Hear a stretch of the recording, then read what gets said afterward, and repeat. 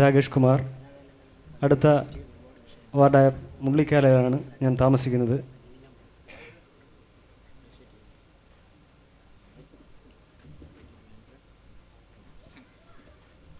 ഞാനിവിടെ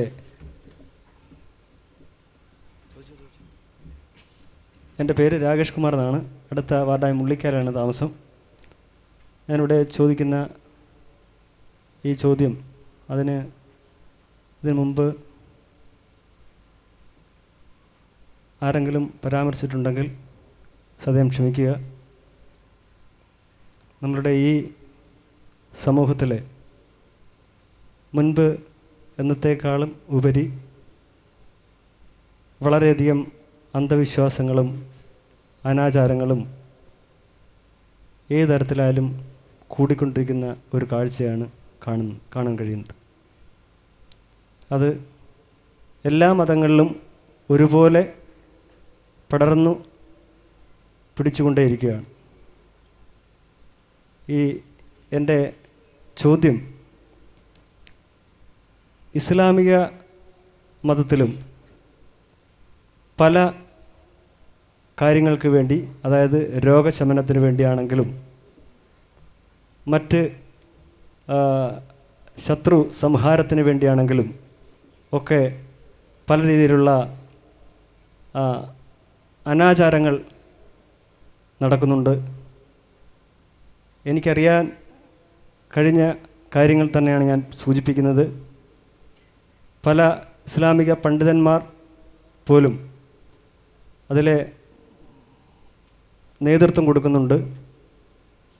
അതായത് പിഞ്ഞാണി എഴുതിക്കെട്ട്, ഞറുക്കിടിയിൽ, ഹൈന്ദവ രീതിയിൽ പറയുന്ന ജ്യോതിഷം, ഇതിൽ കൂടെയൊക്കെ രോഗശമനങ്ങളൊക്കെ നടത്തുന്നതായിട്ട് നമ്മുടെ നാട്ടിൽ പലരും ഇറങ്ങിത്തിരിച്ചിട്ടുണ്ട്. ഈ കാഴ്ചപ്പാട്, ഇതിനോട് ഇസ്ലാം മതം എങ്ങനെയാണ്, ഇസ്ലാം മതത്തിൻ്റെ കാഴ്ചപ്പാട് എന്താണെന്ന് വിശദീകരിക്കണമെന്ന് വിനയപുരസരം അഭ്യർത്ഥിക്കുകയാണ്.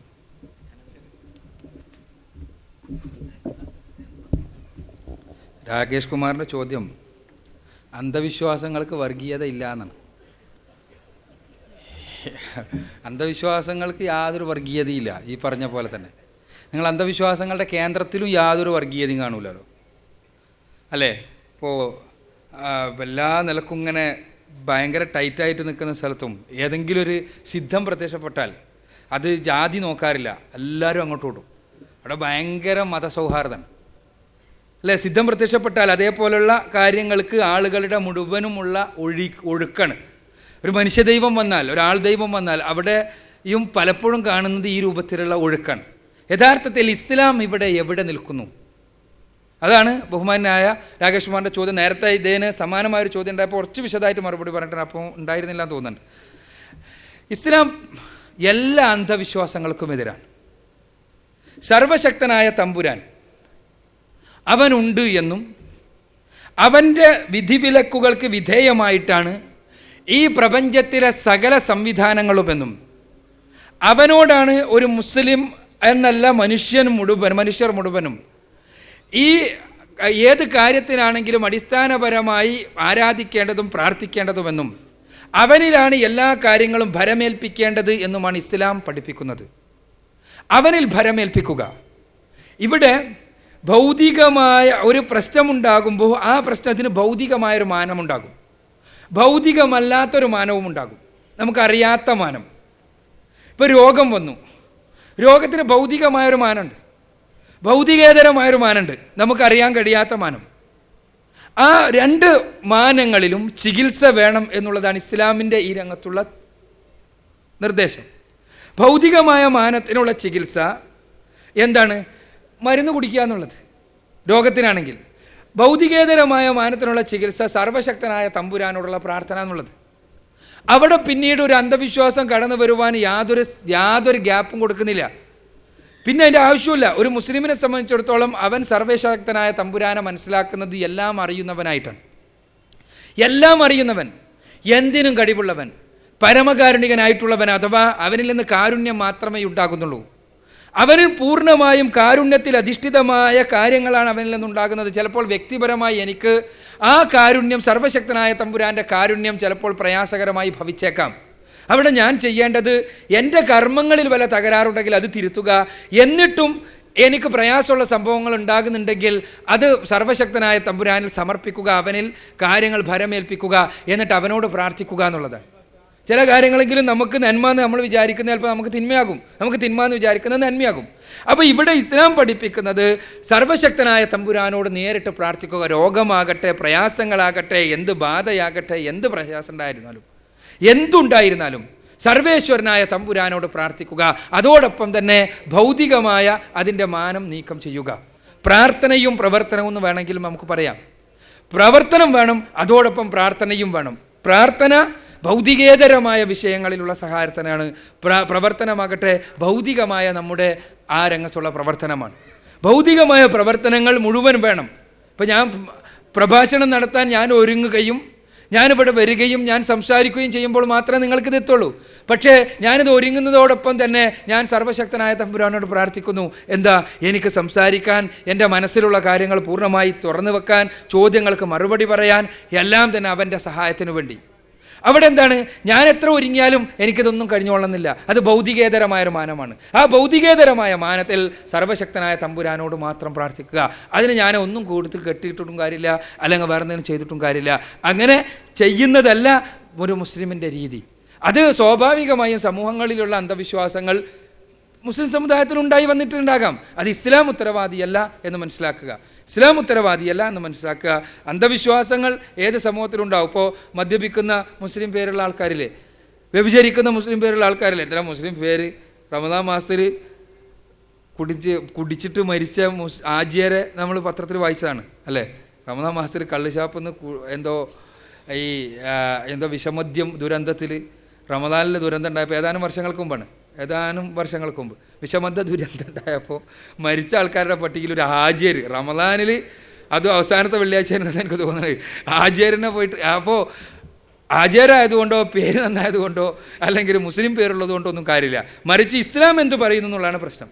അപ്പോൾ ഇവിടെ അന്ധവിശ്വാസങ്ങൾ മുസ്ലിം സമൂഹത്തിലേക്കും കുടിയേറിയിട്ടുണ്ടാകാം. അതിന് കാരണം ഈ പഠിച്ച തമ്പുരാനുള്ള വിശ്വാസം യഥാർത്ഥ രൂപത്തിൽ ഇങ്ങോട്ട് ഉൾക്കൊള്ളാൻ കഴിയാത്തതുകൊണ്ടാണ്. സർവശക്തനായ തമ്പുരാനെ ഹൃദയത്തിൽ പ്രതിഷ്ഠിച്ചു കഴിഞ്ഞാൽ, ശരിക്ക് പ്രതിഷ്ഠിച്ചു കഴിഞ്ഞാൽ, എന്നെ അറിയാവുന്ന തമ്പുരാൻ, എനിക്ക് കാരുണ്യം മാത്രം ചെയ്യുന്ന തമ്പുരാൻ, എന്നെ സ്നേഹിക്കുന്ന തമ്പുരാൻ, എൻ്റെ ഹൃദയത്തിനകത്തുള്ളത് പൂർണ്ണമായി അറിയാവുന്ന തമ്പുരാൻ, എനിക്കെന്താണ് നന്മ എന്ന് കൃത്യമായി അറിയുന്ന തമ്പുരാൻ, എനിക്കെന്താണ് തിന്മ എന്ന് കൃത്യമായി അറിയുന്ന തമ്പുരാൻ, എൻ്റെ സ്നേഹനിധി, എന്നെ സ്നേഹിക്കുന്നവൻ, എന്നെ പൂർണ്ണമായി സ്നേഹിക്കുന്നവൻ, എന്നെ അവനേക്കാൾ കൂടുതൽ സ്നേഹിക്കുന്നവർ ആരുമില്ല, അങ്ങനെയുള്ള അവനെ എൻ്റെ ഹൃദയത്തിൽ പ്രതിഷ്ഠിച്ചു കഴിഞ്ഞാൽ പിന്നെ എനിക്ക് ആരെയാണ് ഭയപ്പെടാനുള്ളത്? പിന്നെ റോട്ടിലൂടെ ഇറങ്ങുമ്പോൾ ഒരു പൂച്ച ഓടിയാൽ പേടിക്കുക, പിന്നെ ആകാശത്തിൽ നക്ഷത്രം ഒരു കോലത്തിലായാൽ പേടിക്കുക. ഇപ്പോൾ നമ്മളെ അതിനൊന്നും വ്യാധി വ്യത്യാസമില്ല കേട്ടോ. ഇപ്പോൾ എല്ലാ ചാനലും, ഏതാനും ചാനൽ ഒഴിച്ച് ബാക്കി എല്ലാ ചാനലും കാര്യമായിട്ട് സംപ്രേഷണം ചെയ്യുന്ന ഒരു കാര്യം നക്ഷത്ര വാരഫലം, നക്ഷത്ര കാഴ്ച, ഇങ്ങനെ ഒരുവിധം എല്ലാ മാഗസിനും അതിലുണ്ട്. ഇത് വായിക്കാൻ ഒരുപാട് ആളുകൾ. ഈ നക്ഷത്രങ്ങളാണ് നമ്മുടെ ഭാവിയും ഭാഗ്യവും നിർഭാഗ്യവും എല്ലാം നിശ്ചയിക്കുന്നതെന്ന് വിചാരിച്ച് ജീവിക്കുക. എന്നിട്ട് അതിനനുസരിച്ച് കുറേ കണക്കുണ്ടാക്കുക, അതിന് പ്രവചനം, അതിന് കാര്യങ്ങൾ, ഇതിനായിട്ട് കുറേ ആളുകൾ, അത് കേട്ട് നടക്കാൻ ആളുകൾ, ഇത് കുറേ പ്രശ്നം. അതിനെല്ലാം ജാതി വ്യത്യാസമൊന്നുമില്ല, മത സമൂഹ വ്യത്യാസമല്ല. അവിടെ എല്ലാം ഇതെല്ലാം സൃഷ്ടിച്ച സർവേശ്വരനായ തമ്പുരാനാണ്. ഈ സൃഷ്ടി മനുഷ്യന് എനിക്ക് എന്താണോ നന്മ അത് സർവേശ്വരനായ തമ്പുരാനറിയാം. അവൻ നന്മയായി വിധിച്ച കാര്യങ്ങൾ മാത്രമേ എനിക്ക് വരൂ.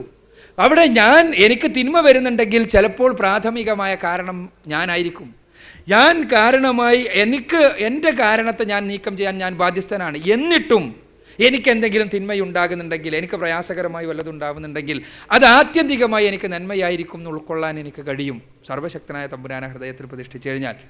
പലപ്പോഴും അങ്ങനെ അനുഭവത്തിൽ തന്നെ നമുക്കുണ്ടാകും അല്ലേ, അനുഭവത്തിൽ തന്നെ ഉണ്ടാവും. നമ്മൾ വളരെ കൃത്യമായിട്ട് ഓഫീസിൽ എത്തണമെന്ന് വിചാരിച്ച് ഓടിക്കതച്ച് ഒരു ബസ് ഉണ്ടെന്ന് വിചാരിച്ച് ആ ബസ്സിന് വന്ന് കൈ കാട്ടിയപ്പോൾ ബും എന്നിട്ട് ബസ് പോയപ്പോൾ എല്ലാവരും പ്രാഗി, നമ്മളെല്ലാവരും ജീവിതത്തിൽ പലപ്പോഴും ഉണ്ടാകുന്നതാണ്.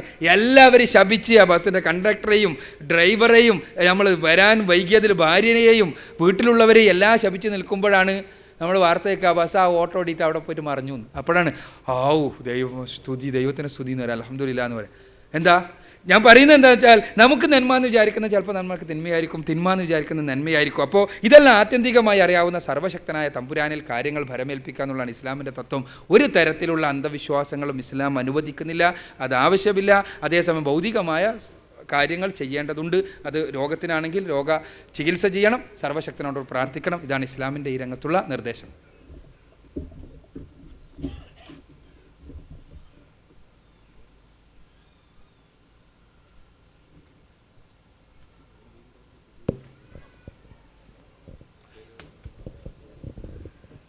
സുഹൃത്തുക്കളെ, അസ്സലാമു അലൈക്കും. എൻ്റെ പേര് എം മൈദീൻകുൻ. നാടിയമ്പറമ്പിൽ കരുനാഗപ്പള്ളി ഹൈസ്കൂളിൻ്റെ അടുത്താണ് എൻ്റെ വീട്. ഞാനിവിടെ വന്ന് ഇതെല്ലാം കണ്ടും കേട്ടുമൊക്കെ ഇരിക്കുമായിരുന്നു. എനിക്ക് ഇവിടെ പ്രസംഗിച്ച ആളുകളുടെ പ്രസംഗമൊക്കെ കേട്ടപ്പോൾ അപ്രമേയമായ ഒരനുഭൂതി ഉണ്ടായി. അത് മറ്റൊന്നും കൊണ്ടല്ല, എല്ലാവരുടെ പ്രസംഗങ്ങളും കാട്ടാറിൻ്റെ പ്രവാഹം പോലിരുന്നു. ആറ് കളകളാരവം മുഴുക്കി ഇക്കിളിപ്പെടുത്തി കുണുങ്ങി കുണുങ്ങി അരയന്ന നടന്നു വരുന്ന പ്രതീതി എനിക്കുണ്ടായി. ഞാൻ അതിൽ വളരെ സന്തോഷിക്കുന്നു. അതും കൂടാതെ ചിലർ പ്രസംഗിച്ചപ്പോൾ അവരുടെ വാക്കുകളിൽ കൂടി സ്വർണ്ണ മുദ്രകളാണ് വന്നത്. മറ്റു ചിലർ സംസാരിച്ചത് വാക്കുകളുണ്ട് അമ്മാനമാണ്. മറ്റു ചിലർ ചിത്രപ്പണികളുള്ള വാക്കുകളുണ്ട് സംസാരിച്ച്. എല്ലാ ഹൈർ. എനിക്ക് ഒന്ന് നോട്ട് ചെയ്യണം ഞാൻ പറയുന്നത്. ദുനിയാവിൻ്റെ ഉൽപ്പത്തിയെക്കുറിച്ച് ഖുർആൻ എന്ത് പറയുന്നു? എങ്ങനെയാണ് ദുനിയാവുണ്ടായത്? ഖുർആൻ്റെ വിശദീകരണം തരണം. 1. 2. ഈസാ അലൈഹിസ്സലാമിൻ്റെ വഫാത്തിനെ കുറിച്ച് കാദിയാനികൾ വാനോളം പ്രശംസിക്കാറുണ്ട്, പുകഴ്ത്താറുണ്ട്, സംസാരിക്കാറുണ്ട്. ഈസാ അലൈഹിസ്സലാം മരിച്ചു എന്നും ഖുർആനാണ് ഉദ്ധരിക്കുന്നത്, മരിച്ചില്ലെന്നും ഖുർആനാണ് ഉദ്ധരിക്കുന്നത്. ഏതാ ശരി, ഏതാ തെറ്റ്? എൻ്റെ ഓർമ്മ ശരിയാണെങ്കിൽ ഈസാ അലൈഹിസ്സലാമിൻ്റെ വഫാത്തിനെ കുറിച്ച് ഖുർആനിൽ പറഞ്ഞതായിട്ട് കാദിയാനികൾ എന്ന് പറയുന്ന അഹമ്മദിയാക്കൾ എന്നോട് സംസാരിച്ച് എന്നെ മനസ്സിലാക്കാൻ ശ്രമിച്ചിട്ടുണ്ട്. യാ ബനി ആദമക്കും റുസുലും കൂസൂനാലേക്കും ആയാത്തി ഫമനിത്തക്ക വത്സലഹ ഫലാഖുൻ അലൈഹിം വലാഹും യഹ്സനൂൻ. എനിക്കതിനെക്കുറിച്ച് വലിയ അറിവില്ല, ഇത് ഞാനങ്ങ് ഓദ്യം. എനിക്ക് തെറ്റിപ്പോയി ഒരുപാട്. അതല്ല എനിക്ക് തെറ്റിപ്പോയി, ഞാൻ പറയാം. യാ ഈസാ ഇന്നി മുത്താഫീക വറാഫിക ഇലയ്യ വമുത്തഹിറുക മിനല്ലദീന കഫറു വജാഇലല്ലദീന താബൂക ഫൗകല്ലദീന കഫറു ഇലാ യൗമിൽ ഖിയാമ. അതൊന്ന്.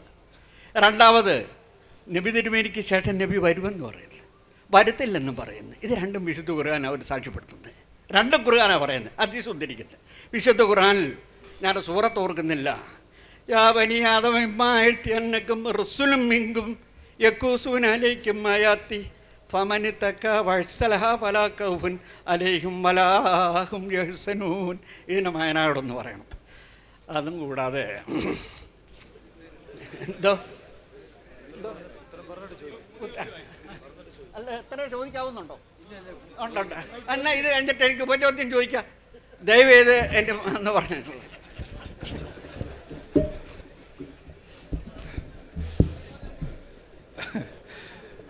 ബഹുമാനായ ജ്യേഷ്ഠ സുഹൃത്തിൻ്റെ ചോദ്യമല്ല, ചോദ്യങ്ങളുടെ ഒരു മാലപ്പടക്കേറ്റാണ് വന്നത്. പക്ഷെ ആരോ ഇടപെട്ടാന്ന് തോന്നുന്നു. ഏതായിരുന്നാലും ആദ്യത്തെ ചോദ്യം, ഈ പ്രപഞ്ചത്തിൻ്റെ ഉൽപ്പത്തിയെക്കുറിച്ച് ഖുർആൻ എന്ത് പറയുന്നു അല്ലേ? പ്രപഞ്ചത്തിൻ്റെ ഉൽപ്പത്തിയെക്കുറിച്ച് പരിശുദ്ധ ഖുർആൻ പറയുന്നത്, ഈ പ്രപഞ്ചത്തെ മൊത്തത്തിൽ സർവശക്തനായ തമ്പുരാൻ സൃഷ്ടിച്ചതാണ് എന്ന്. 1. 2, ഈ പ്രപഞ്ചം മൊത്തത്തിൽ ഒരു ഏകകമായിരുന്നെന്നും അത് പിന്നീട് വേർപിരിക്കപ്പെട്ടതാണ് എന്നുമാണ്. ഖുർആനിലെ 21-ാമത്തെ അധ്യായം സൂറത്തുൽ അംബിയായിലെ 30-ാമത്തെ വചനത്തിൽ ഇക്കാര്യം വിശദീകരിച്ചിട്ടുണ്ട്. അവലം യറല്ലദീന കഫറു അന്ന സമാവാതി വല്ലർള കാനതാ റതഖൻ ഫഫതഖ്നാഹുമാ വജഅൽനാ മിനൽ മാഇ കുല്ല ഷൈഇൻ ഹയ്യ്.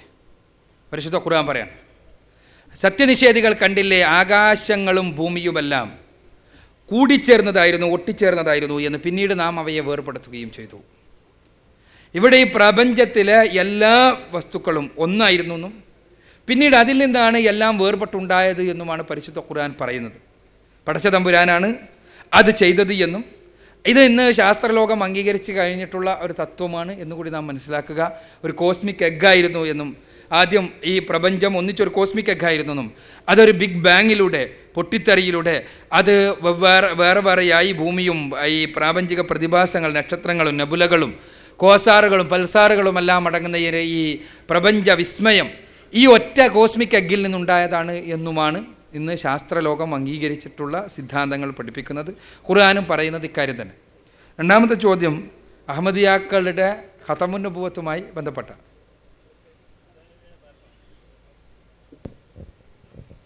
ലോക ഉൽപ്പത്തിയെക്കുറിച്ച് വിശുദ്ധ ഖുർആൻ എന്ത് പറയുന്നു, ആദം നബി അലൈഹി സ്വലാമിൻ്റെ ഉത്ഭവത്തെക്കുറിച്ച് എന്ത് പറയുന്നു, അതാണ് എനിക്ക് വിശദമായി അറിയേണ്ടത്. ലോകോൽപ്പത്തി ഞാൻ പറഞ്ഞു. ആദം നബി അലൈഹി സ്വലാത്തു വസ്സലാമിനെ പ്രത്യേകമായി സൃഷ്ടിച്ചു എന്ന് പറയുന്നു. ഖുർആനിൽ വിശദമായിട്ട് പറയണ്ടല്ലോ. ഖുർആനിലെ 2-ാം അധ്യായം 2-ാം അധ്യായം സൂറത്തുൽ ബഖറയിലെ 30-ാമത്തെ വചനത്തിൽ ഈ ആദം നബി അലൈഹി സ്വലാത്തു വസ്സലാമിനെ സൃഷ്ടിക്കുന്നതിനെക്കുറിച്ച് അല്ലെങ്കിൽ ഭൂമിയിൽ മനുഷ്യനെ സൃഷ്ടിക്കുന്നതിനെക്കുറിച്ച് പരിശുദ്ധ ഖുർആൻ പറയുന്നത് ഇന്നി ജാഇലും ഫിൽ അർദി ഖലീഫ എന്നാണ്. ഭൂമിയിലേക്കൊരു ഖലീഫയെ പറഞ്ഞയക്കാൻ പോകുന്നു എന്നാണ്. ഇവനെ സൃഷ്ടിച്ചത് ഏത് രൂപത്തിൽ? ഇത് പരിശുദ്ധ ഖുർആനിൽ പറയുന്നത് കളിമണ്ണിൽ നിന്നാണ്. കളിമണ്ണ് മുട്ടിയാൽ ശബ്ദമുണ്ടാക്കുന്ന കളിമണ്ണിൽ നിന്നാണ്. ആ കളിമണ്ണിൻ്റെ സത്തിൽ നിന്നാണ് മനുഷ്യനെ സൃഷ്ടിച്ചിട്ടുള്ളതെന്നാണ് ഖുർആൻ പറയുന്നത്. സൃഷ്ടിയെക്കുറിച്ചാണെങ്കിൽ നിങ്ങൾ എന്താണ് ഉദ്ദേശിച്ചതെന്ന് എനിക്ക് മനസ്സിലാവണം.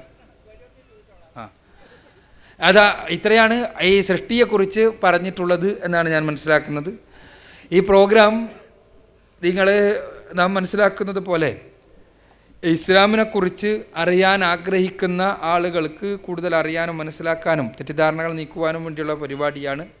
ആ ഒരു ആത്മാവോടുകൂടി ഇതിനെ ഉൾക്കൊള്ളണം എന്ന് അഭ്യർത്ഥിക്കണം. രണ്ടാമത്തെ ചോദ്യം ഈസാ നബി അലൈഹി സ്വലാത്തു വസ്സലാമിൻ്റെ മരണമാണ്. ഞാൻ നേരത്തെ ഇവിടെ മറുപടി പറഞ്ഞു കഴിഞ്ഞത്. ഈസാ നബി അലൈഹി സ്വലാത്തു വസ്സലാം മരിച്ചിട്ടുണ്ട് എന്ന് വരുത്താൻ വേണ്ടി പരിശുദ്ധ ഖുർആൻ ഉദ്ധരിക്കുന്നവർ ഇന്നി മുത്തവഫീക വറാഫിക ഇലയ്യ, അദ്ദേഹത്തെ മരിപ്പിച്ചു എന്ന് മുത്തവഫീക എന്നതിന് അവർ അർത്ഥം നൽകുന്നു. ഇവിടെ അദ്ദേഹത്തെ മരിപ്പിച്ചു എന്നല്ല, അദ്ദേഹത്തെ പൂർണ്ണമായി ഏറ്റെടുത്തു എന്നാണ് പ്രാമാണികരായ മുഫസ്സിറുകളെല്ലാം അതിനർത്ഥം നൽകിയിട്ടുള്ളത്. ഇവിടെ നമ്മൾ പരിശുദ്ധ ഖുർആനിനെ എങ്ങനെ മനസ്സിലാക്കണമെന്ന ചോദ്യം പ്രസക്തമായി തീരുന്നു.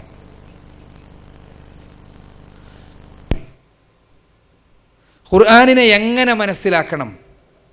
ഓരോരുത്തർക്കും പരിശുദ്ധ ഖുർആനിലെ വചനങ്ങൾ എടുത്ത് തങ്ങൾക്ക് ഇഷ്ടമുള്ള പോലെ വ്യാഖ്യാനിക്കുവാൻ കഴിയുമോ? വളരെ അടിസ്ഥാനപരമായൊരു ചോദ്യമാണിത്. അത് അഹമ്മദിയാക്കളായിരുന്നാലും ആര് തന്നെയായിരുന്നാലും നമുക്ക് അവരുമായി വിയോജിപ്പുള്ള അടിസ്ഥാനപരമായൊരു മേഖലയാണ്. എന്തെന്ന് വെച്ചാൽ പരിശുദ്ധ ഖുർആനിനെ മനസ്സിലാക്കേണ്ടത് പരിശുദ്ധ ഖുർആനിന് പ്രവാചകൻ സല്ലല്ലാഹു അലൈഹി വസല്ലമ എന്ത് വ്യാഖ്യാനം നൽകിയോ അതിൻ്റെ അടിസ്ഥാനത്തിലാണ്.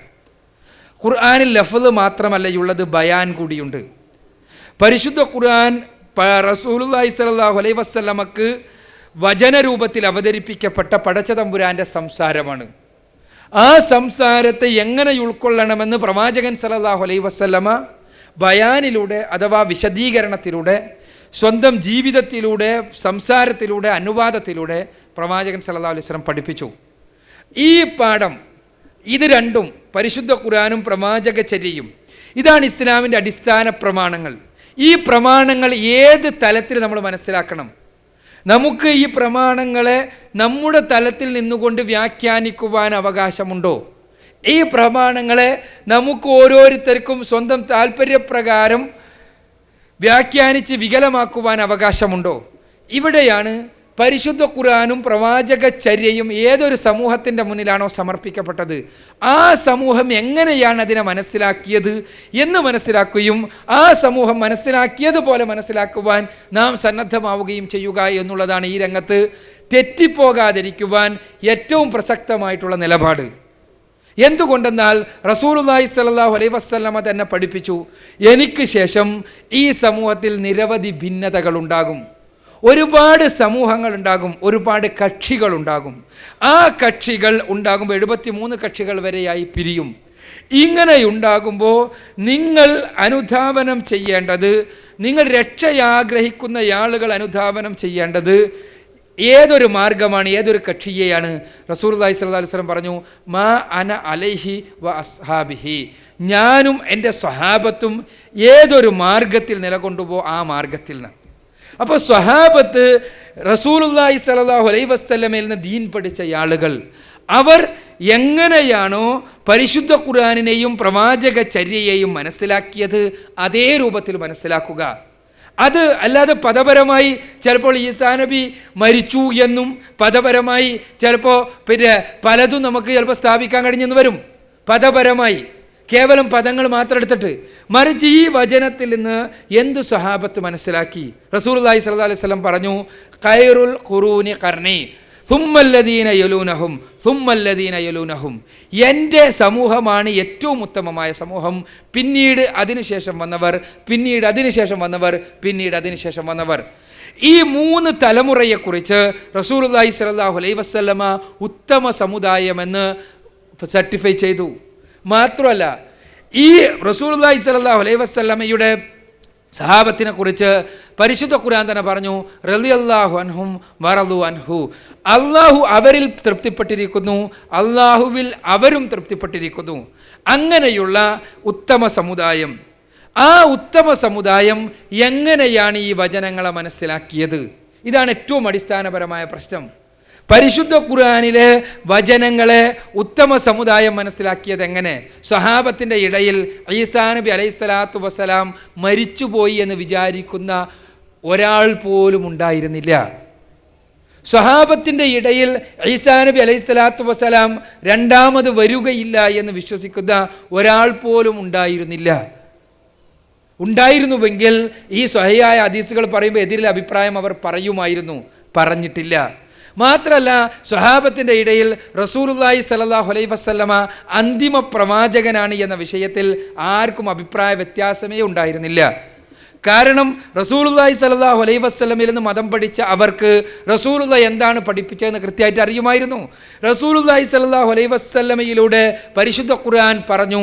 എന്ത്? നേരത്തെ ഇവിടെ പറഞ്ഞു, ഖുർആനിലെ 33-ാമത്തെ അധ്യായം സൂറത്തുൽ അഹ്സാബിലെ 40-ാമത്തെ വചനത്തിലൂടെ ഖാത്തമുൻ നബിയീനാണ് റസൂലുള്ളാഹ്, പ്രവാചകരിൽ അന്തിമൻ. ആ ഖാത്തം എന്ന് പറഞ്ഞാൽ അന്തിമൻ എന്നർത്ഥമല്ല, മോതിരം എന്നാണ് അർത്ഥം, പ്രവാചക മുദ്രയാണെന്ന് പറയാം. അപ്പോൾ റസൂലുള്ളാഹി സ്വല്ലല്ലാഹു അലൈഹി വസല്ലമയുടെ വ്യാഖ്യാനം വന്നു. എന്താ?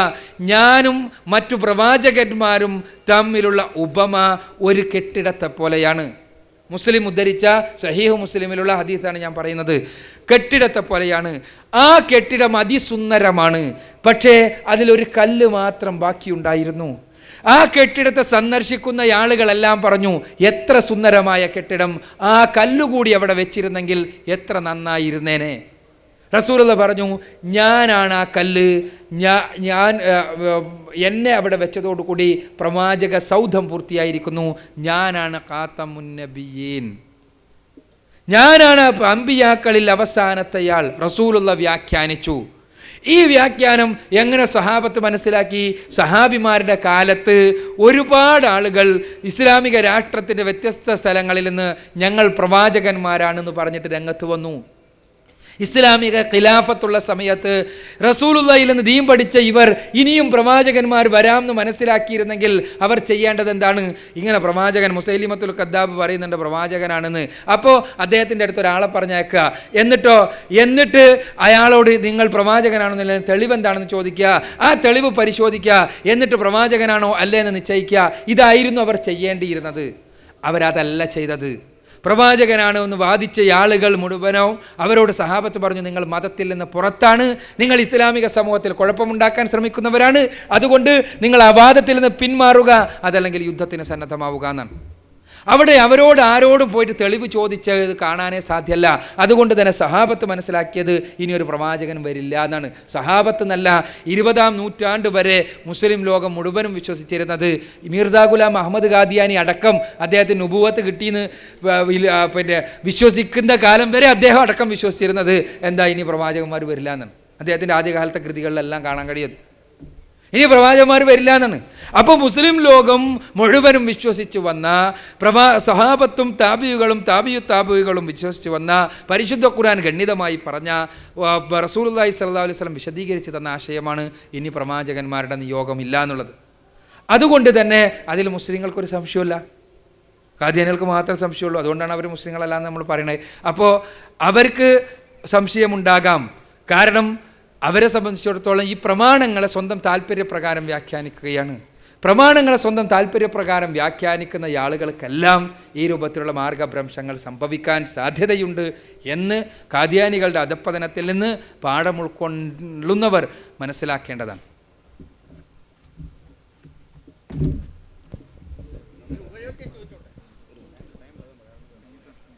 ഒരറിയിപ്പ്. സമയം ഒരുപാട് അധികരിച്ചു പോയതിനാൽ ഒരു 3 ചോദ്യം കൂടെ മാത്രമേ അനുവദിക്കപ്പെട്ടിട്ടുള്ളൂ.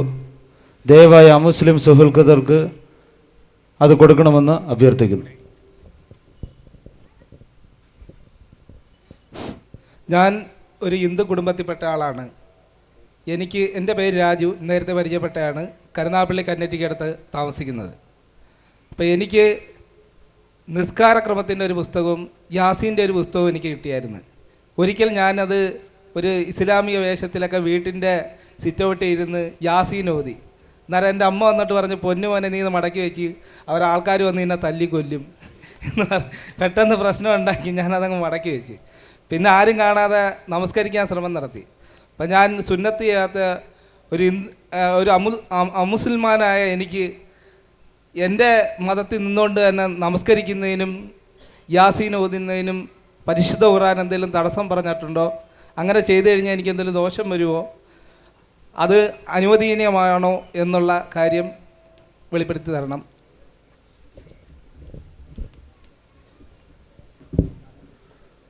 ഒരു ഹിന്ദുവായ ഞാൻ എൻ്റെ മതത്തിൽ നിന്നുകൊണ്ട് തന്നെ നിസ്കരിക്കാൻ പറ്റുമോ? യാസീൻ ഓതാൻ പറ്റുമോ? ഇതിന് ഖുർആൻ വല്ല തടസ്സം പറയുന്നുണ്ടോ എന്നാണ് ചോദ്യം. ഒന്നാമതായി തന്നെ ഒരു മുസ്ലിമിന് മാത്രമേ നമസ്കരിക്കാൻ പറ്റൂ. ഇത്ര വർഗീയവാദിയോ ഇയാൾ ചോദിക്കണ്ട. നമസ്കാരം കേവലം ഒരു ആംഗ്യമാണെങ്കിൽ ആർക്കും നമസ്കരിക്കാം. കേവലം കുറേ വാചകങ്ങളാണെങ്കിൽ ആർക്കും നമസ്കരിക്കാം. പക്ഷേ നമസ്കാരം യഥാർത്ഥത്തിൽ എന്താണ്? സർവശക്തനായ തമ്പുരാനുമായി നടത്തുന്ന ആശയ സംഭാഷണമാണ്.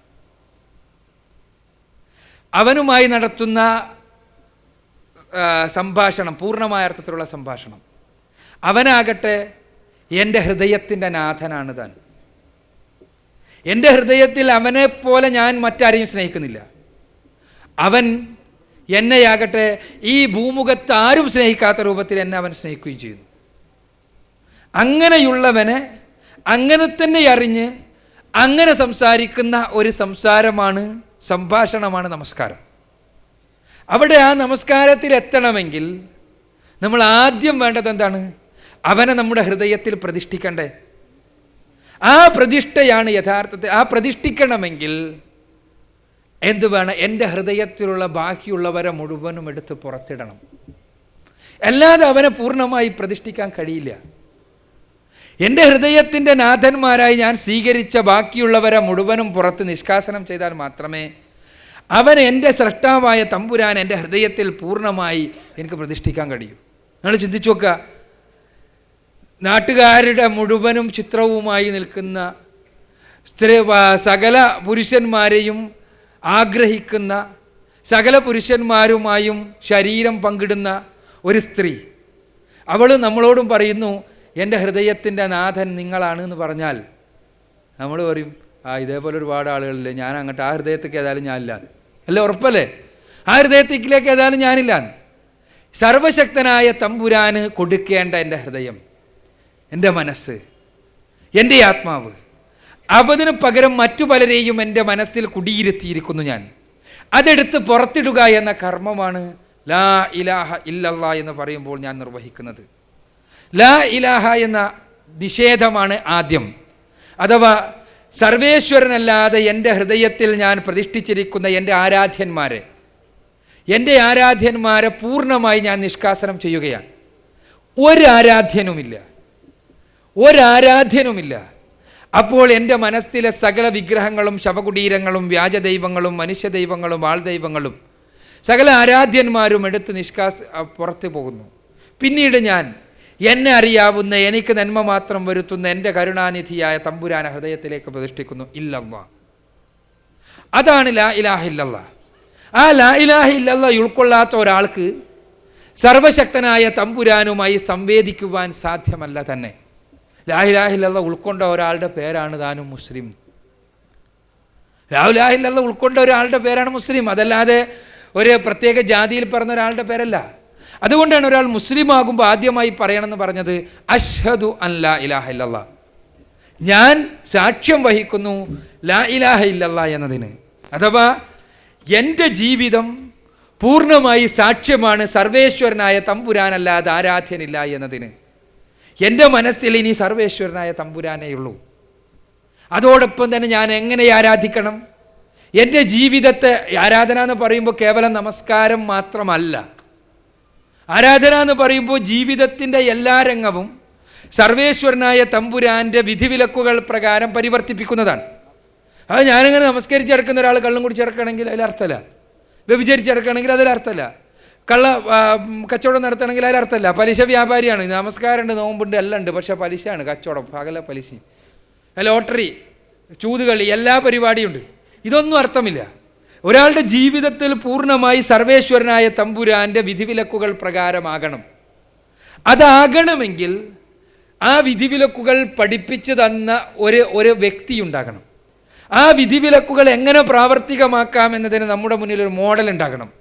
ആ മോഡലുകളായിരുന്നു പ്രവാചകന്മാർ. പ്രവാചകന്മാരിൽ അന്തിമനാണ് മുഹമ്മദ് റസൂലുള്ളാഹി സ്വല്ലല്ലാഹു അലൈഹി വസല്ലം. ആ അന്തിമനാണ് മുഹമ്മദ് റസൂലുള്ളാഹി സ്വല്ലല്ലാഹു അലൈഹി വസല്ലമയുടെ ജീവിതം അതേപോലെ രേഖപ്പെടുത്തപ്പെട്ടിരിക്കുന്നു. അത്ഭുതകരമാണ് അദ്ദേഹത്തിൻ്റെ ജീവിതം. നിങ്ങൾ പരിശോധിച്ച് നോക്കുക, അദ്ദേഹത്തിൻ്റെ ജീവിതത്തെ പോലെ രേഖപ്പെടുത്തപ്പെട്ട മറ്റൊരു ജീവിതവും ഈ ഭൂമി ദുനിയാവിലില്ല. ഞാനിത് പൂർണ്ണ ബോധ്യത്തോടു കൂടിയാണ് പറയുന്നത്. 14 നൂറ്റാണ്ട് മുമ്പത്തൊരു മനുഷ്യൻ്റെ ജീവിതത്തെ രേഖപ്പെടുത്തിയതുപോലെ രേഖപ്പെടുത്തപ്പെട്ട മറ്റൊരു ജീവിതവും ഈ ഭൂമിയിലില്ല. ആ ജീവിതം എന്താണെന്നറിയോ? ഇപ്പൊ ഗാന്ധിജിനെ കുറിച്ച് എനിക്കൊരു ബുക്ക് എഴുതാം, വേറൊരാൾക്ക് വേറൊരു ബുക്ക് എഴുതാം. ഏതിലുള്ളതാണ് ശരിയെന്ന് ആർക്കും അറിയില്ല. ഏതിലുള്ളതാണ് ശരിയെന്ന് ആർക്കും കൃത്യമായിട്ട് അറിയില്ല. എന്നാൽ പ്രവാചകൻ സല്ലല്ലാഹു അലൈഹി വസല്ലം 14 നൂറ്റാണ്ട് മുൻപ് ചരിത്രത്തിന്റെ പച്ചയായ വെള്ളി വെളിച്ചത്തിൽ ജീവിച്ച അദ്ദേഹത്തിന്റെ ജീവിതത്തിൽ ആർക്കും ഒന്നും ആരോപിക്കാൻ പറ്റൂല. പ്രവാചകൻ പറഞ്ഞു എന്ന് പറഞ്ഞിട്ട് എനിക്കെന്തെങ്കിലും ഉണ്ടാക്കി പറയാൻ പറ്റുമോ? എന്നിട്ടൊരു പുസ്തകം ഇറക്കാൻ പറ്റുമോ? ഇറക്കിയാൽ ഉസൂലുൽ ഹദീസ് എന്ന് പറഞ്ഞിട്ടൊരു സാധനമുണ്ട്. ഇസ്ലാമിക ഹദീസുകൾ പ്രവാചക ജീവിതത്തെ അളക്കുവാൻ വേണ്ടിയുള്ള മാർഗരേഖയുണ്ട്. അതിൻ്റെ അടുത്ത് കണ്ട് പോയാൽ ഡും എന്നിട്ട് ഇങ്ങോട്ട് തിരിച്ചു വരുന്ന കാണാം. കാരണം അതിൻ്റെ ഉള്ളിലേക്കാണ്ട് കയറാൻ പറ്റൂല. അത്രയും കൃത്യമാണ് റസൂലുള്ളാഹി സ്വല്ലല്ലാഹു അലൈഹി വസല്ലമയുടെ ജീവിതം. ഞാൻ പറയുന്നത്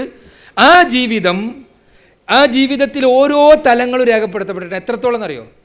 കക്കൂസിലേക്ക് ഏത് കാലെടുത്ത് വെച്ചിട്ടാണ് പ്രവാചകൻ കയറിയത് എന്ന് മുതൽ, വീട്ടിലേക്ക് കയറുമ്പോൾ റസൂലുള്ളാഹി സ്വല്ലല്ലാഹു അലൈഹി വസല്ലമയുടെ മര്യാദ എന്തായിരുന്നു എന്ന് മുതൽ, ഭാര്യമാരുമായി സഹവർത്തിക്കുമ്പോൾ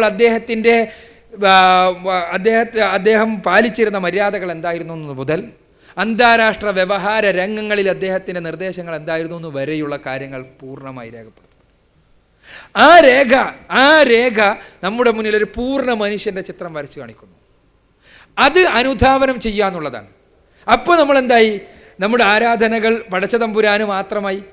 ആ അനുധാവനം ചെയ്യുവാൻ ഞാൻ സന്നദ്ധനാണെന്ന് പ്രഖ്യാപിക്കുകയാണ് രണ്ടാമത്തെ ഷഹാദത്തിലൂടെ, അശ്ഹദു അന്ന മുഹമ്മദ് റസൂലുള്ളാഹ്. ഇവിടെ ഒരാൾ മുസ്ലിം ആകുക എന്ന് പറഞ്ഞാൽ ഇതാണ് അർത്ഥം, വേറൊന്നുമില്ല. അശ്ഹദു അൻ ലാ ഇലാഹ ഇല്ലല്ലാഹ് വ അശ്ഹദു അന്ന മുഹമ്മദ് റസൂലുള്ളാഹ് എന്ന് സ്വയം ബോധ്യത്തോടു കൂടി ചെല്ലിയാൽ അയാൾ മുസ്ലിമായി മാറിക്കഴിഞ്ഞു.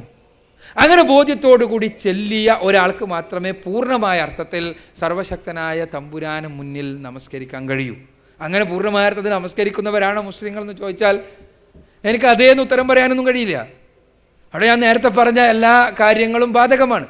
മുസ്ലിങ്ങൾക്ക് പടച്ച തമ്പുരാനെ പൂർണ്ണമായി ബോധ്യപ്പെടാത്തത് കൊണ്ട് എന്ത് ചെയ്യുന്നു? പൂർണ്ണമായി ഹൃദയത്തിൽ പ്രതിഷ്ഠിക്കാൻ പറ്റാത്തതുകൊണ്ട് ആരെങ്കിലും എന്തെങ്കിലും ചെപ്പിടി വിദ്യ കാണിക്കുമ്പോൾ അതിൻ്റെ എല്ലാം പിന്നിലോടുന്നു. ഇപ്പം എന്താ? ഗുരുവിൻ്റെ പിന്നിൽ കുറേ ആളുകൾ, ഡബിൾ ഗുരുവിൻ്റെ പിന്നിൽ കുറേ ആളുകൾ, ട്രിപ്പിൾ ഗുരുവിൻ്റെ പിന്നിൽ കുറേ ആളുകൾ, ഏത് മനുഷ്യ ദൈവം വന്നാലും ആളുകൾ കുറേ, ആൾ ദൈവത്തിൻ്റെ പിന്നിലാൾ, പുരുഷ ദൈവത്തിൻ്റെ പിന്നിലാൾ, സ്ത്രീ ദൈവത്തിൻ്റെ പിന്നിലാൾ, എല്ലാത്തിലും മാപ്പിള പേരുള്ള ആളുകളുണ്ട്. എന്താ കാരണം? ഏത് മനസ്സമാധാനത്തിന് ശാന്തിക്ക് വേണ്ടിയുള്ള എന്ത് ഏർപ്പാടുണ്ടെങ്കിലും അവിടെ എല്ലാം ആളുണ്ട്. എന്താ കാരണം? യഥാർത്ഥത്തിൽ പടച്ച തമ്പുരാനെ ഹൃദയത്തിൽ പ്രതിഷ്ഠിക്കാൻ കഴിയാത്ത. അപ്പം ഞാൻ പറഞ്ഞു വരുന്നത് എന്താണെന്ന് വെച്ചാൽ, നമസ്കാരമാകണമെങ്കിൽ പടച്ച തമ്പുരാനെ ഹൃദയത്തിൽ പ്രതിഷ്ഠിക്കണം. അപ്പോൾ ഈ ഷഹാദത്ത് ചെല്ലിയേ പറ്റൂ. അപ്പോഴാണ് നിങ്ങൾക്ക് ഹൃദയത്തിൽ പൂർണ്ണമായി പ്രതിഷ്ഠിക്കാൻ കഴിയൂ. അത് കഴിഞ്ഞാൽ നമസ്കാരത്തിന് ചൈതന്യം ഉണ്ടാവും. അതില്ലെങ്കിൽ കേവലം ആംഗ്യം കൊണ്ട് നമസ്കരിക്കുന്നു എന്നുള്ളതുകൊണ്ട് നിങ്ങൾക്കൊന്നും വരുമൊന്നുമില്ല ഭൗതികമായി, പക്ഷെ അതുകൊണ്ടുള്ള ഗുണം ഉണ്ടാവില്ല. യാസീൻ ഓത്തിൻ്റെ കാര്യം തന്നെയാണ്. യാസീൻ ഓതുക എന്ന് പറയുമ്പോൾ പിന്നെ ഏത് ഖുർആനിലെ സൂറത്തുകളാണെങ്കിലും ഓതണമെങ്കിൽ ഞാൻ നേരത്തെ പറഞ്ഞില്ലേ, അത് പൂർണ്ണമായി നമ്മളെന്താ ഖുർആൻ? പടച്ച തമ്പുരാൻ നമ്മളോട് സംസാരിക്കുകയാണ് പരിശുദ്ധ ഖുർആനിലൂടെ. ദൈവത്തിൻ്റെ സംസാരമാണ് ഖുർആൻ. ആ പടച്ച തമ്പുരാൻ്റെ സംസാരം നമ്മൾക്ക് ഉൾക്കൊള്ളണമെങ്കിൽ അവനെ പൂർണ്ണമായി ഉൾക്കൊള്ളാൻ നമുക്ക് കഴിയണം. അങ്ങനെ ഉൾക്കൊള്ളാൻ കഴിയണമെങ്കിൽ ഞാൻ പറഞ്ഞതുപോലെ ഈ ഷഹാദത്ത് നമ്മുടെ ജീവിതത്തിൽ ഉണ്ടാകണം. അതല്ലാതെ നിങ്ങൾ യാസീനോ ഖുർആനോ പഠിക്കുന്നു എന്നുള്ളതുകൊണ്ടോ വായിക്കുന്നു എന്നുള്ളതുകൊണ്ടോ വേറെ ആകാശമൊന്നും പൊളിഞ്ഞു വീഴൊന്നുമില്ല, വേറെ പ്രശ്നമൊന്നും ഉണ്ടാവില്ല, ഭൗതികമായ പ്രശ്നമൊന്നും ഉണ്ടാവില്ല. പഠിക്കണം, പരിശുദ്ധ ഖുർആൻ പഠിക്കുക, പ്രവാചക ജീവിതചര്യ പഠിക്കുക. അപ്പോൾ നമുക്ക് ഇസ്ലാമിനെ കുറിച്ച് പഠിക്കാൻ പറ്റും. ആ ഇസ്ലാം പഠിച്ച് മനസ്സിലാക്കി നേരത്തെ പറഞ്ഞതുപോലെ സർവശക്തനായ തമ്പുരാൻ അവനെ പൂർണ്ണമായി ഉൾക്കൊള്ളാൻ കഴിഞ്ഞാൽ, ആ പൂർണ്ണമായി മനസ്സിലാക്കാൻ കഴിഞ്ഞാൽ അവനെ ഹൃദയത്തിലേക്ക് പ്രതിഷ്ഠിക്കാൻ സന്നദ്ധമാവുക. അതിനുശേഷമാണ് കർമ്മങ്ങൾ കടന്നു വരുന്നുള്ളൂ. ആ കർമ്മങ്ങൾക്കല്ല നമ്മൾ ഇപ്പോൾ പഠനത്തിൻ്റെ കാലത്ത് പ്രാധാന്യം നൽകേണ്ടത്, മറിച്ച് വിശ്വാസങ്ങൾക്കാണ്, പഠനത്തിനാണ്. ആ വിശ്വാസവും പഠനം നിർവഹിക്കുക, ഖുർആനിനെ കുറിച്ച് പഠിക്കുക, ഇസ്ലാമിനെ കുറിച്ച് പഠിക്കുക, അതേപോലെ തന്നെ ഇസ്ലാമിക വിശ്വാസങ്ങളെക്കുറിച്ച് പഠിക്കുക.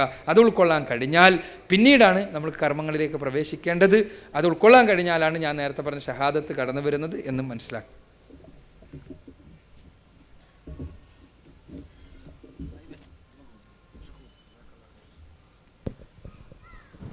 എൻ്റെ പേര് മുബാഷ് എന്നാണ്. ഞാൻ ചോദിക്കാൻ ഇവിടെ നേരത്തെ രാജു എന്ന് പറയുന്ന ഒരു സുഹൃത്തിൻ്റെ ചോദ്യത്തിന് താങ്കൾ പറഞ്ഞ മറുപടിയിൽ നിന്ന് ഉണ്ടായ ഒരു സംശയമാണ് എന്നെ ചോദ്യം ചോദിക്കാൻ പ്രേരിപ്പിക്കുന്നത്. അദ്ദേഹം ചോദിച്ചത് ഈ പിഞ്ഞാണി എഴുത്ത്, ഉറുക്ക് തുടങ്ങിയവ രോഗശമനത്തിന് ഉപയോഗിക്കുന്ന വിഷയത്തിൽ ചോദിച്ചപ്പോൾ താങ്കൾ പറഞ്ഞ മറുപടി ഭൗതികമായി മരുന്ന് കഴിക്കുകയും അഭൗതികമായി പ്രാർത്ഥിക്കുകയും ചെയ്യുക എന്നുള്ളതാണ്. അപ്പോൾ എനിക്കുള്ള സംശയം, പരിശുദ്ധ ഖുർആനിൽ തന്നെ ബഹുമാനപ്പെട്ട യൂസുഫ് നബി അലിഹിസ്സലാമിൻ്റെ പിതാവായ യഅ്കൂബ് നബി അലിഹിസ്സലാമിൻ്റെ കണ്ണിൻ്റെ കാഴ്ച നഷ്ടപ്പെട്ടപ്പോൾ ആ കാഴ്ച തിരിച്ചു കിട്ടുവാൻ വേണ്ടി യൂസുഫ് നബി അലിഹിസ്സലാം അദ്ദേഹത്തിൻ്റെ കമീസ് കൊടുത്തുവിട്ടതായും ഇതുകൊണ്ട് ചെന്ന് എൻ്റെ പിതാവിൻ്റെ മുഖത്ത് വെച്ചാൽ അദ്ദേഹത്തിന് കാഴ്ച തിരിച്ചു കിട്ടും എന്ന് പറഞ്ഞതായും കാണുന്നു. ഇത് ഭൗതികമാണോ, യഥാർത്ഥത്തിൽ അഭൗതികമാണോ? അതുപോലെ തന്നെ താങ്കൾ ഖുർആൻ മനസ്സിലാക്കുമ്പോൾ മുൻഗാമികളായ മുഫസ്സിരീങ്ങളിൽ നിന്ന് മനസ്സിലാക്കണമെന്ന് പറഞ്ഞു. സാധാരണഗതിയിൽ ഇപ്പോൾ പുത്തൻ പ്രസ്ഥാനം എന്ന് പറഞ്ഞ ഒരു വിഭാഗം ആക്ഷേപിക്കുന്നവർ ഏറ്റവും കൂടുതൽ ഉയർത്തിപ്പിടിക്കാറുള്ള ഇബ്നു തൈമിയ എന്ന് പറയുന്ന പണ്ഡിതൻ തന്നെ ശൈത്താനെ അടിച്ചിറക്കുവാൻ വേണ്ടി ചെയ്തു എന്ന് പറഞ്ഞിട്ട് ഒരു ഗ്രന്ഥം തന്നെ ഇറക്കിയതായി കാണാം. അതുപോലെ അദ്ദേഹത്തിൻ്റെ ശിഷ്യനായ ഇബ്നുൽ കസീർ എന്ന് പറയുന്ന വലിയ മുഫസ്സിർ പിഞ്ഞാണം എഴുതി കുടിച്ചുകൊണ്ട് രോഗശമനം നടത്തിയതായി അദ്ദേഹത്തിൻ്റെ ഖുർആനിക വ്യാഖ്യാന തഫ്സീർ ഇബ്നു കസീറിൽ കാണാം.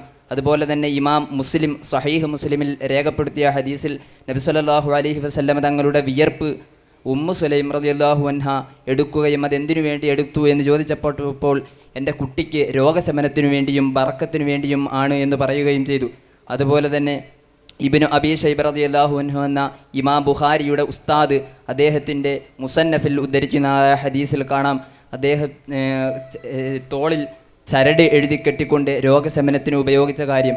അതുപോലെ ഇമാം ബുഖാരി തന്നെ അദ്ദേഹത്തിൻ്റെ സ്വഹീഹ് ബുഖാരിയിൽ ഉമർ റളിയല്ലാഹു അൻഹുവിൻ്റെ ഹദീസായി കാണാം, നബി സല്ലല്ലാഹു അലൈഹി വസല്ലം തങ്ങളുടെ ജീവിത കാലഘട്ടത്തിൽ നബിയെ കൊണ്ട് ഇടതേടി മഴയ്ക്കു വേണ്ടി തേടിയപ്പോൾ അല്ലാഹുമ്മ ഇന്നാ കുന്നാ നതവസ്സലു ഇലൈക ബിനബിയിനാ ഫതസ്ഖീനാ വ ഇന്നാ നതവസ്സലു ഇലൈക ബിഅമ്മി നബിയിനാ ഫസ്ഖിനാ എന്ന് പറഞ്ഞുകൊണ്ട് അവിടെയും അഭൗതികമായ ചേട്ടത്തിൽ ഇടയാളന്മാരെ വെച്ചത് കാണാം. ഈ വിഷയത്തിൽ താങ്കളുടെ മറുപടിയാണ് ഞാൻ പ്രതീക്ഷിക്കുന്നത്. ഇവിടെ പ്രധാനമായ എൻ്റെ ചോദ്യം, കുപ്പായം കൊണ്ടിട്ട് യൂസുഫ് നബിയുടെ കമീസ് കൊണ്ടിട്ട് കണ്ണിൻ്റെ സുഖക്കേട് മാറ്റി എന്നുള്ളത് ഭൗതികമാണോ അഭൗതികമാണോ? ഭൗതികമാണെങ്കിൽ ഇപ്പോഴും നമുക്ക് അങ്ങനെ തന്നെ ചികിത്സിച്ചുകൂടെ? സുഹൃത്തിൻ്റെ ചോദ്യം വളരെ പ്രസക്തമാണ്.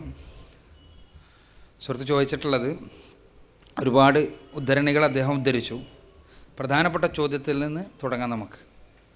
ഒന്നാമതായി, യൂസുഫ് നബി അലൈഹി സ്വലാത്തു വസ്സലാം യാക്കൂബ് നബി അലൈഹി സ്വലാത്തു വസ്സലാമിന് അന്ധത ബാധിച്ചപ്പോൾ ആ അന്ധത നീക്കുവാൻ വേണ്ടി യൂസുഫ് നബി അലൈഹി സ്വലാത്തു വസ്സലാമിൻ്റെ കുപ്പായം അഴിച്ച് യാക്കൂബ് നബി അലൈഹി സ്വലാത്തു വസ്സലാമിന് കൊടുക്കാൻ പറയുകയും അങ്ങനെ കാഴ്ച തിരിച്ചു കിട്ടുമെന്ന് പറയുകയും ചെയ്തു. ഖുർആൻ തന്നെ പറയുന്ന കാര്യം.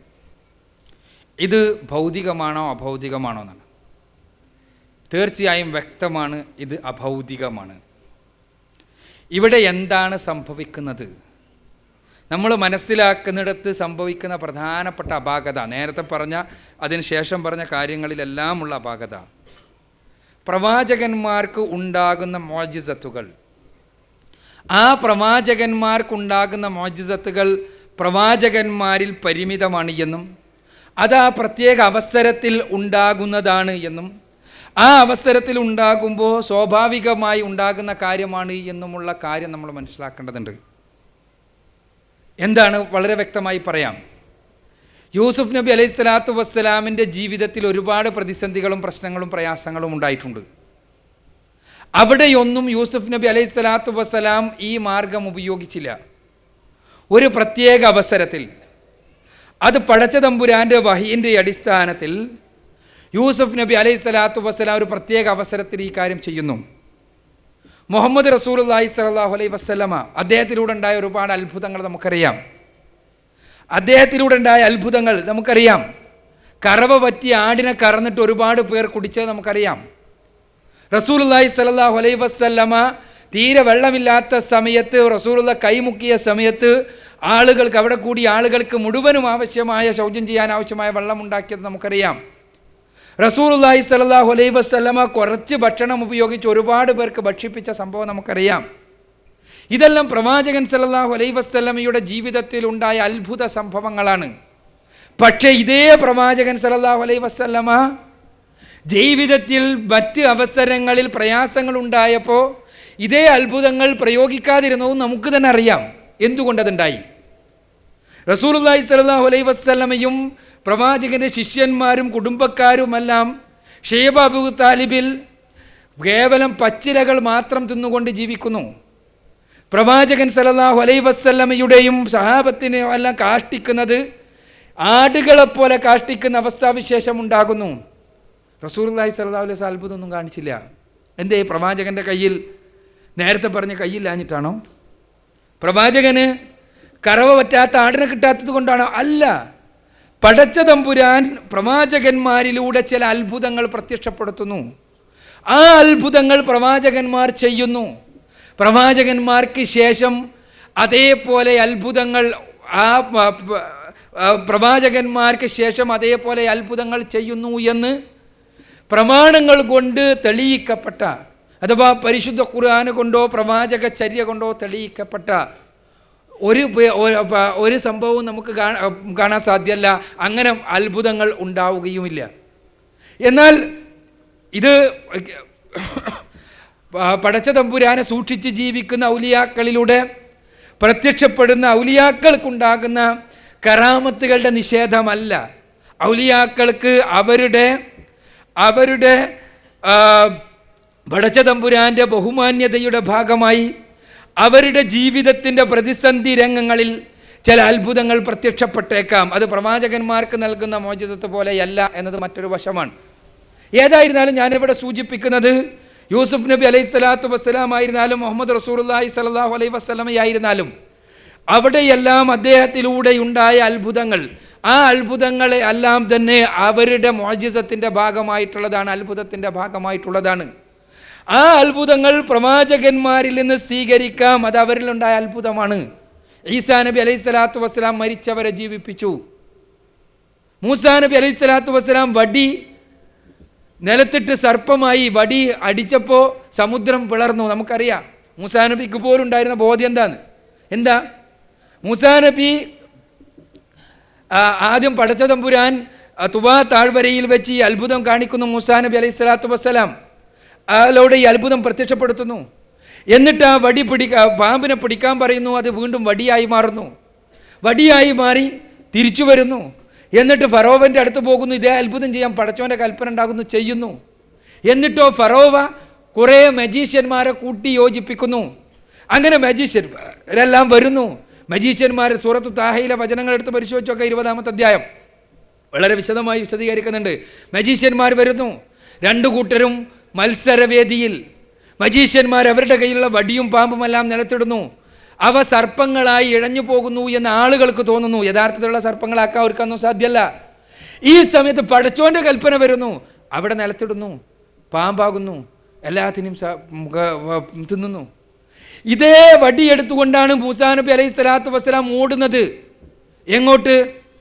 സമുദ്രത്തിലേക്ക്. മൂസാ നബിയും സമൂഹവും ഇസ്രായേൽ സമുദായവും സമുദ്രത്തിൻ്റെ അടുത്തെത്തിയ സമയത്ത് പിന്നിൽ ഫറോവയുണ്ട്.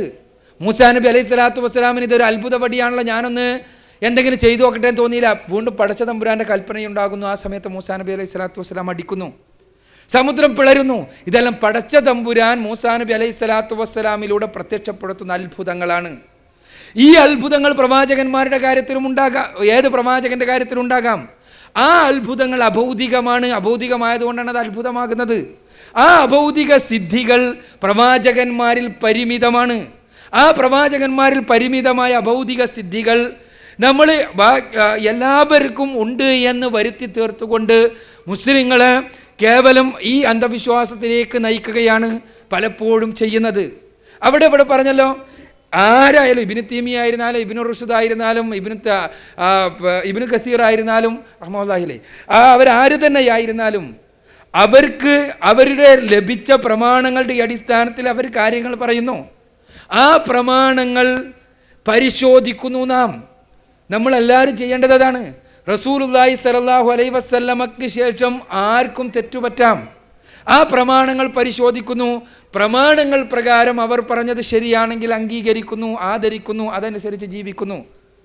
അതല്ല, പ്രമാണങ്ങൾ പ്രകാരം അവർ പറഞ്ഞതിന് തെളിവില്ലെങ്കിൽ അത് അംഗീകരിക്കുന്നില്ല, ആദരിക്കുന്നില്ല, അത് തള്ളിക്കളയുകയും ചെയ്യുന്നു. ഇതായിരിക്കണം. അത് പ്രസ്ഥാന വ്യത്യാസമൊന്നും വേണ്ട ആവശ്യമില്ല. അതിന് പ്രസ്ഥാനത്തിന് മെമ്പർഷിപ്പ് എടുക്കേണ്ട കാര്യമില്ല. മറിച്ച് നമ്മുടെ എല്ലാവരുടെയും ജീവിത മാർഗരേഖ അങ്ങനെയാകണം. അപ്പോഴാണ് നമ്മുടെ റസൂലുള്ളാഹി സ്വല്ലല്ലാഹു അലൈഹി വസല്ലമയെ ഇത്തിബാ ചെയ്തവരായി മാറുക. പരിശുദ്ധ ഖുർആനിലൊരു കാര്യം, ഒരു പണ്ഡിതൻ നമ്മളോടൊരു കാര്യം പറയുന്നു. അത് ആര് തന്നെയായിരുന്നാലും, ഇന്ന് ജീവിച്ചിരിക്കുന്നവരാകട്ടെ, മരിച്ചവരാകട്ടെ, ഉന്നതന്മാരാകട്ടെ, ഇനി ഉന്നതന്മാരെല്ലാം നമ്മൾ വിചാരിക്കുന്ന ആളുകളാകട്ടെ, ആര് തന്നെയായിരുന്നാലും അവരൊരു കാര്യം പറയുന്നു മതത്തിൻ്റെ വിഷയത്തിൽ, അവരതിന് തെളിവ് നൽകുന്നു. ആ തെളിവ് പരിശോധിക്കുക. പരിശോധിച്ച് ആ തെളിവ് അവർ പറഞ്ഞതിന് ഉപോത്ബലകമാണെങ്കിൽ അത് സ്വീകരിക്കുക. അതല്ല, ഇപ്പോൾ പിഞ്ഞാണം എഴുതുന്നതിനെ കുറിച്ച് പറഞ്ഞു. പിഞ്ഞാണം എഴുതുന്നതിന് ഇബ്നു തൈമിയ്യ പറഞ്ഞിട്ടുണ്ടെങ്കിൽ, എനിക്കറിയില്ല, ഇബ്നു തൈമിയ്യ പറഞ്ഞിട്ടുണ്ടെങ്കിൽ അത് അദ്ദേഹം സ്വീകരിച്ച തെളിവ് എവിടെ നിന്നാണെന്ന് നോക്കുക. ആ തെളിവ് ഓതന്റിക്കാണോ? ആ തെളിവ് പ്രവാചകനിൽ നിന്ന് സ്ഥിരപ്പെട്ടിട്ടുള്ളതാണോ? പരിശുദ്ധ ഖുർആനിലുള്ളതാണോ? പരിശുദ്ധ ഖുർആനിൽ തെളിവ് ഉദ്ധരിച്ചിട്ടുണ്ടെങ്കിൽ ഖുർആനിലുള്ളതാണോ? പ്രവാചകനിൽ നിന്ന് സ്ഥിരപ്പെട്ടിട്ടുള്ളതാണോ? സഹാബത്ത് അങ്ങനെ മനസ്സിലാക്കിയതാണോ? എങ്കിൽ നമുക്ക് സ്വീകരിക്കാം. ഞാൻ മനസ്സിലാക്കുന്നത് പരിശുദ്ധ ഖുർആനിലോ പ്രവാചക ചര്യയിലോ അങ്ങനെയുള്ള സംഭവങ്ങൾക്ക് ഉപോത്ബലകമായ തെളിവുകളില്ല എന്ന് നിങ്ങൾക്ക് പരിശോധിക്കാം, ഏത് ഗ്രന്ഥത്തിലായിരുന്നാലും. ഇതേപോലെ തന്നെയാണ് റസൂലുള്ളാഹി സ്വല്ലല്ലാഹു അലൈഹി വസല്ലമയുടെ ശരീരത്തിൽ നിന്നുള്ള ബർക്കത്തെടുക്കലും. റസൂലുള്ളാഹി സ്വല്ലല്ലാഹു അലൈഹി വസല്ലമയുടെ ശരീരത്തിൽ നിന്നുള്ള ബർക്കത്തെടുക്കൽ തീർച്ചയായും റസൂലുള്ളാഹി സ്വല്ലല്ലാഹു അലൈഹി വസല്ലമയുടെ കാലത്തുണ്ടായിട്ടുണ്ട്. സഹാബത്ത് അത് ചെയ്തിട്ടുണ്ട് എന്നതിന് കൃത്യമായ തെളിവുകളുണ്ട്. പക്ഷേ ഇത് പിൽക്കാലഘട്ടത്തിൽ നമുക്ക് തോന്നുന്ന ആളുകൾക്ക് മുഴുവനും ഈ രൂപത്തിൽ ബർക്കത്തെടുക്കാനുള്ള തെളിവായി മാറുമോ? തീർച്ചയായും റസൂലുള്ളാഹി സ്വല്ലല്ലാഹു അലൈഹി വസല്ലമക്ക് ശേഷം സഹാബത്തിൽ അല്ലാഹു സുബ്ഹാനഹു വ തആലയുടെ വഹീന്റെ അടിസ്ഥാനത്തിൽ റസൂലുള്ളാഹി സ്വല്ലല്ലാഹു അലൈഹി വസല്ലം എടുത്തു പറഞ്ഞിട്ടുള്ള ആളുകൾ, അശറത്തുൽ മുബശ്ശിരീൻ എന്നറിയപ്പെടുന്ന സ്വർഗത്തിൽ പോകുമെന്ന് റസൂലുള്ളാഹി സ്വല്ലല്ലാഹു അലൈഹി വസല്ലമയുടെ മായ കൊണ്ട് സന്തോഷ വാർത്ത അറിയിക്കപ്പെട്ട ആളുകൾ, അവർ ജീവിച്ചിരുന്ന സഹാബി സമൂഹം, ആ സഹാബി സമൂഹം എങ്ങനെ ഇതിനെ മനസ്സിലാക്കി നമ്മൾ പരിശോധിക്കേണ്ടതാണ്. അതാണ് ഞാൻ പറഞ്ഞത്. ആ സഹാബി സമൂഹം നിങ്ങൾ പറയുന്ന ഏത് തെളിവാണെങ്കിലും നിങ്ങൾ പരിശോധിച്ച് നോക്കുക. അതല്ലാതെ ആരെങ്കിലും പറഞ്ഞു എന്നുള്ളതിൻ്റെ അടിസ്ഥാനത്തിലല്ല. അതേപോലെ തന്നെ ആദിമ നൂറ്റാണ്ടുകാർ എങ്ങനെയാണ് പരിശുദ്ധ ഖുർആനും തിരുസുന്നത്തും മനസ്സിലാക്കിയത് എന്ന് നോക്കുക. അവിടെ നമ്മുടെ വകയായി ഒരു തെളിവുണ്ടാക്കേണ്ട ആവശ്യമില്ല. അത് ഇബ്നു തൈമിയ്യ റഹ്മത്തുള്ളാഹി അലൈഹി ആയിരുന്നാലും ഇമാം ഷാഫി റഹ്മത്തുള്ളാഹി അലൈഹി ആയിരുന്നാലും അതല്ല ഇമാം അഹ്മദ് ബിൻ ഹംബൽ റഹ്മത്തുള്ളാഹി അലൈഹി ആയിരുന്നാലും മഹാന്മാരായ മനുഷ്യന്മാർ, ഈ മഹാന്മാരായ ആളുകൾ നമ്മൾ അംഗീകരിച്ചാലും ഇല്ലെങ്കിലും അവർ അവർക്ക് ലഭിച്ച തെളിവിൻ്റെ അടിസ്ഥാനത്തിൽ കാര്യങ്ങൾ പറയുന്നു. നമ്മൾ ആ തെളിവുകൾ പരിശോധിക്കുന്നു. അവരെ ബഹുമാനിച്ചുകൊണ്ട് തന്നെ ആദരിച്ചുകൊണ്ട് തന്നെ ആ തെളിവുകൾക്ക് കുഴപ്പമുണ്ടെങ്കിൽ നമ്മളത് സ്വീകരിക്കുന്നില്ല. തെളിവുകൾക്ക് കുഴപ്പമില്ലേ, സ്വീകരിക്കാം, അതിൽ യാതൊരു കുഴപ്പമില്ല. ഇവിടെ റസൂലുള്ളാഹി സ്വല്ലല്ലാഹു അലൈഹി വസല്ലമയുടെ പ്രാർത്ഥനയുടെ കാര്യം പറയുമ്പോൾ തന്നെ നമ്മൾ മനസ്സിലാക്കണം. പ്രവാചകൻ സ്വല്ലല്ലാഹു അലൈഹി വസല്ലം 2 തരത്തിലുള്ള പ്രാർത്ഥനകൾ പഠിപ്പിച്ചിട്ടുണ്ട്. ഒന്ന് കേവലമായ പ്രാർത്ഥനയാണ്, മറ്റൊന്ന് പ്രാർത്ഥിച്ചുകൊണ്ടുള്ള മന്ത്രിച്ചൂതലാണ്. റസൂലുള്ളാഹി സ്വല്ലല്ലാഹു അലൈഹി വസല്ലം പഠിപ്പിച്ചതാണത്. അതെന്താണ്? പരിശുദ്ധ ഖുർആനിലെ പ്രത്യേകമായ സൂറത്തുകൾ ഉണ്ടല്ലോ, മുഅവ്വിദത്തൈനെ പോലെയുള്ള, അതേപോലെ ആയത്തുൽ കുർസിയിനെ പോലെയുള്ള ആയത്തുകളും സൂറത്തുകളും. ഈ സൂറത്തുകൾ ഓതുകയും എന്നിട്ട് കയ്യിൽ അദ്ദേഹം ഊതുകയും എന്നിട്ട് സ്വയം ശരീരത്തിൽ തടവുകയും ചെയ്തിരുന്നു എന്നതിന് പ്രാമാണികമായ ഗ്രന്ഥങ്ങൾ തെളിവ് നൽകുന്നുണ്ട്, ഹദീസുകളുണ്ട്. അതുകൊണ്ട് തന്നെ അത് ചെയ്യാം, യാതൊരു കുഴപ്പവുമില്ല. അതേസമയം അത് മറ്റുള്ളവരെ കൊണ്ട് ചെയ്യിക്കുകയും അതൊരു ബിസിനസ്സാക്കി മാറ്റുകയും ചെയ്യുന്ന ഏർപ്പാടിനെ സഹാബത്ത് തെളിവ് കണ്ടെത്തിയിരുന്നോ എന്ന് നമ്മൾ പരിശോധിക്കണം. അത് തെളിവുണ്ട് എങ്കിൽ ആ തെളിവ് നമുക്ക് പരിശോധിക്കാം, പഠിക്കാം.